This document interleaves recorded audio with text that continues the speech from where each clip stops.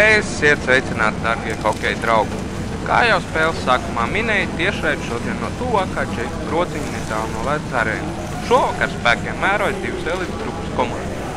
Kamēr laukumā viss ir mierīgi, tikmēr pastāstīšu jums vienu interesantu faktu.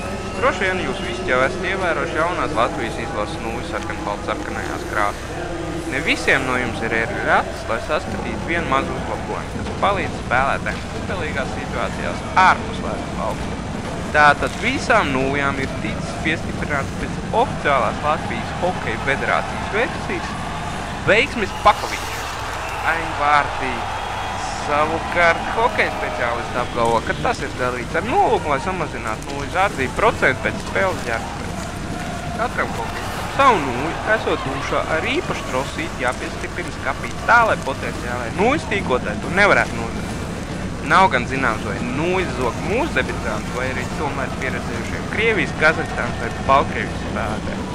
Pastāv arī versija un baumas, ka tā ir Ukrainas izlase, kas šogad uz čempionātu sastāvā pietiek ne tikai ilgadējo sastiepumu ārstināšanas meistaru, bet arī dakteru sievu un viņu mīļāko. Lai cik neticam tas izklausītos, arī sievas mīļāko sievu. Tāda lūk pigo ir ārpus spēles laukuma, bet atgriežamies šī vakara spēlēm. Un vēlos pieminēt vārti.